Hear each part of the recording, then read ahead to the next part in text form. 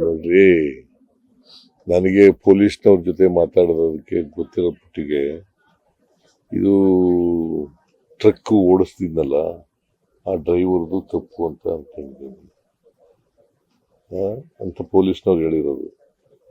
ಯಾಕಂತಂದ್ರೆ ಒಂದ್ ಸೈಡ್ನಲ್ಲಿ ಬರ್ಬೇಕಾಯ್ತು, ಮಧ್ಯದಲ್ಲಿ ಮೀಡಿಯನ್ ಇತ್ತಲ್ಲ, ಆ ಮೀಡಿಯನ್ ದಾಟಿ ಈಚೆಗೆ ಬಂದು ಹೊಡೆದಿರೋದು ಬಸ್ಗೆ.